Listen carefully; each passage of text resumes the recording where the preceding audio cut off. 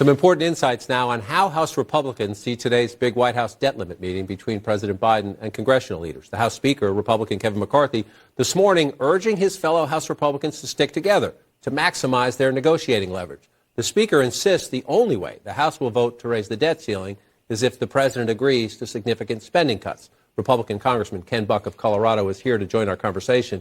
He's a member of the conservative House Freedom Caucus. Sir, thank you for coming in. Let's start. The Speaker this morning has a meeting and says everybody stick together because, as we know, there are some differences within the Republican family over how much you want spending to be cut. One of your colleagues, Nancy Mace, says this morning, we passed our plan, but we're negotiating with the Democratic president and the Democratic Senate, so in the end, we're probably going to have to accept less. We have to be prepared to get less. We also have to be prepared to try to figure out how we get votes from the other side. It's a very slim majority. Nobody wants to shut the government down. Nobody wants to see that happen. And, you know, finding a way to work together. That's one of the things that the American people want from us. That's what one of your Republican colleagues says. You have never, in your 10 years plus in Congress, never voted to raise the debt limit. How do you vote yes this time? Can you vote yes this time? Is it possible? Well, it's possible, but we do need significant spending cuts. We are in a fiscal crisis, and we're going to default whether it is in June or whether it is in 10 years. This country is going to default if we don't change course. But when you say change course, the president says he says it's not a negotiation over the debt ceiling, but he's negotiating over spending cuts right now. Will you take less than what the House just passed? You wouldn't vote for that. If that's what you have to do to get a deal, if the Speaker came back to you and says, this is a good deal, we're getting the COVID money back, we're getting budget caps of whether it's 2 years or 5 years or something like that, and some other money, would you say, all right, I'm going to take one for the team and do it? Well, first, the team for me is America. It's not Republican. It's not Congress. It's America. And if that's what's in America's interest, yes, I'll do that. But it has to be, we've got to set the tone in the first year, and then we've got to move in that direction significantly in years 2 through 5. Everybody jump in, please. Well, my question is about just even the concept of the debt ceiling. You heard the former President Donald Trump on our air last week suggesting that, I'm paraphrasing, it's not the end of the world if America defaults on its debt. Do you agree with that?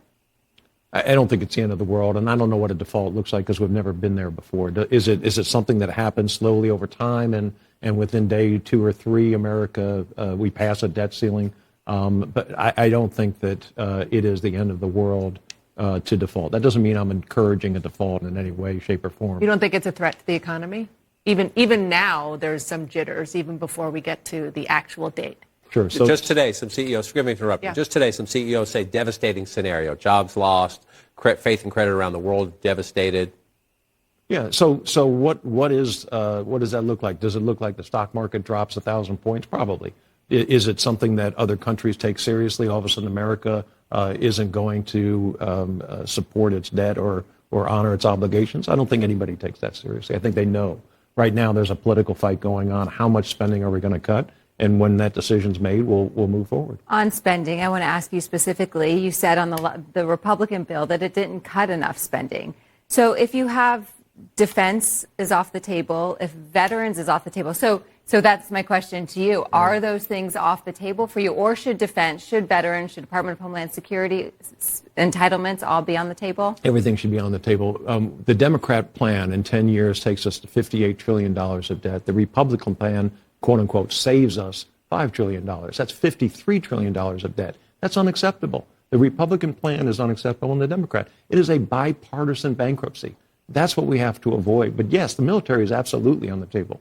We have a failed procurement system in the military. We have other wastes that need to be cut across the board. You don't run $1.5 trillion of discretionary spending without having waste. So is the Republican plan on its face not really going to do much to reduce government spending and reduce the debt and reduce the deficit long term? So Speaker McCarthy said this is the first step. The next step is the budget, and the step after that is the appropriations bills. And so I take him at his word that he wants to cut starting now and send a very clear signal that we have to make major cuts in the appropriations. So how major are you talking about to get on board? You obviously haven't supported this raising the debt ceiling in the past. I mean, how major are you talking about? And do you fear that too many big cuts could drive certain constituents away, could make it harder for House GOP members in swing districts to get elected? So I think we have to do it in an intelligent way, but what we have to do is we have to make sure we identify what are federal functions. The military obviously is a federal function. Immigration is a federal function. Maintaining the currency is a federal function. There are functions like education that we need to start with block grants, and then we need to start giving the states more and more authority, and we need to start reducing the amount that we spend in that area. It's not something that just as the default would be catastrophic, so would taking all this money away from the states on day one. So it's something that's going to take a period of time. I think Paul Ryan's budget proposal, when the commercials were out where he was throwing a grandma off the cliff in a wheelchair, that was over 30 years.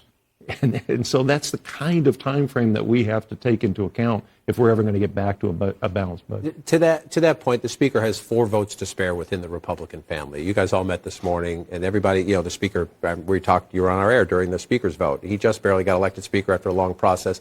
How long of a leash does he have? He goes to the White House today. How long of a leash? The Democrats are counting on him to blink at some point, to say, okay, I can't take the country over the cliff. I'll get something, but not as much as I can sell back home. How long of a leash? Well, I think what the Speaker says to President Biden right off the bat is, I got a bunch of crazies in the House caucus. Ken Buck is one of them. and I think that Joe Biden has to recognize, Joe Biden was in the Senate. He is a creature of Congress. He understands the dynamics between the House and the Senate and within a legislative body. But you seem to as well. You seem to be open to some compromise, even if it's something you can't vote for in the end. You seem to understand this is where they got to. I'll vote no, but I'm okay with this. I'm voting no on my principles, but I'll get there. But is the rest of the Republican family with you?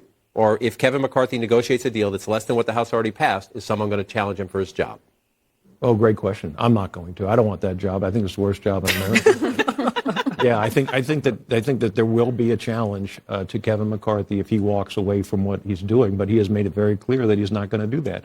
And I think, frankly, that President Biden is going to be losing politically also if he doesn't look like he's coming to the table with a compromise. Well, we'll see if we get a negotiation. The Congressman's going to stay with us. We'll ask him some questions on the other side of the break on some other big issues, including artificial intelligence, and some House Republicans want to impeach President Biden's border chief. Today, the OpenAI CEO Sam Altman, the man behind the viral chatbot ChatGPT, tells senators his company's technology is revolutionary, but yes, he says Congress should impose some guardrails. We're here because people love this technology. We think it can be a printing press moment. We have to work together to make it so. We think that regulatory intervention by governments will be critical to mitigate the risks of increasingly powerful models. Congressman Ken Buck, Republican of Colorado, still with us, along with our great reporters. You have long urged Congress to do more in this technology space, whether it's TikTok, whether it's Facebook and Twitter. Now you have AI, which could be, as the CEO there says, a printing press moment. Remarkable, revolutionary. The however part is what gets scary. One of the things you have legislation to prevent the Pentagon from having AI anywhere near nuclear weapons, if you will. Where are we going here? What should Congress do now?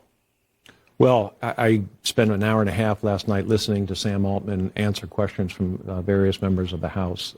It's fascinating, it's scary, but the potential is tremendous. The potential that we'll make in the advances in healthcare, the advances in education are absolutely tremendous.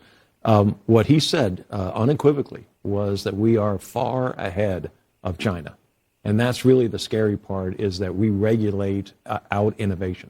The fact that we have a lead gives us the opportunity to regulate in an intelligent way and make sure that we use AI for the benefit of humanity, and make sure that bad actors can't use AI to create the sort of sci-fi scenarios that we're all afraid of. And so help me, because these issues come down. We were just talking about the spending, and you can't get people in the same room to figure it out, to get a compromise. On this issue, Democrats and Republicans for years have been saying we need to do something, whether it's about the social media platforms, and now it's about this, but they haven't passed anything because they can't. The Democrats have this position, the Republicans have this position. How do you get people in a room and say, we're going to stay here until we figure this out, because this is groundbreaking and breathtaking, but as you say, it's also scary? It's scary, and we're behind. the technology is moving so fast at this point that we should have been doing things a couple years ago. You know, the great thing about being in Congress is you have expertise that's a mile wide, but it's an inch deep. And nobody really came to Congress understanding AI and the implications. And so we've got a lot of learning to do in order to make intelligent decisions. Can I just shift topics to something that happened yesterday in the regional office of one of your colleagues, Jerry Connolly, a vicious attack with a baseball bat that injured a couple of his staffers. He is calling for more security. I'm sure you talk to your colleagues every day on the House floor about the increase in threats to people in both parties. What do you think needs to be done to protect not just you, but your staff, given how vitriolic things are right now? Yeah, we've worked with the Capitol Police and other law enforcement agencies in Colorado to develop security procedures to protect staff. But you're absolutely right. You want to be as accessible as possible to the public. It's something that makes Congress different than the executive branch. You don't walk into the White House.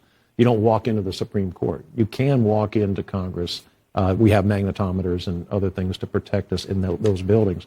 But at the end of the day, we're vulnerable. And we need to make sure that we protect ourselves in the best way possible. Terribly sad event. And again, something that could divide our country, and hopefully it doesn't.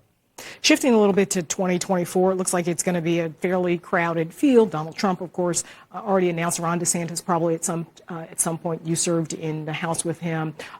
Possibly Tim Scott out of South Carolina.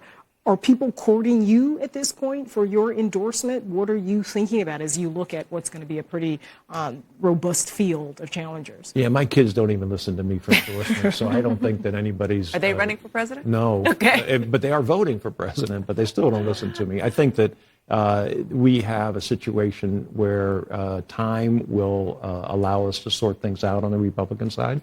I think that Joe Biden is vulnerable, and I think Republicans ultimately want to win, and they will make a decision on who the best candidate is to go against. Do you think Donald Trump can beat Joe Biden in a general election? I have no idea at this point. Predicting what's going to happen a year from now, 14 months from now, is very difficult. Do you think he should run? Do you think he is qualified to run given all of his legal troubles, given everything that's happened? Well, I think that he is as qualified to run as Joe Biden. I was going to ask you about something else, but I'm sorry. I get your ideological, philosophical differences with Joe Biden, but they're very different issues when it comes to the conduct on January 6th, the idea to this day saying the 2020 election was rigged, which is simply not true. So I get the Democrat-Republican thing, but you think they're equals? No, I don't think they're equals. I think that Joe Biden has some mental challenges at this point. I think that Donald Trump has some ethical challenges at this point. I would not, if I had a perfect world, they would not be my Democrat candidate or Republican candidate running against each other. Mental challenges because of his age or things that you have seen? Well, things I have observed on TV. I have not interacted with the president that much that I can make that determination. Very quickly, we're running over time, but some of your colleagues want to impeach the Homeland Security Secretary, and they're working with the Speaker to try to get him to let those votes go forward. Do you think that's a good idea?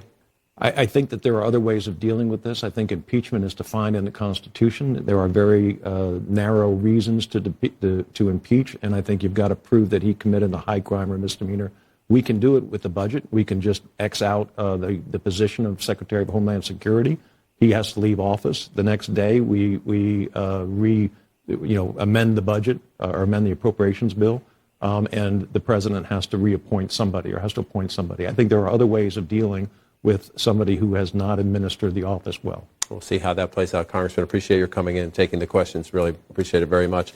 Next for us, it's primary day in Kentucky. We'll go live to Kentucky. They're picking candidates for governor.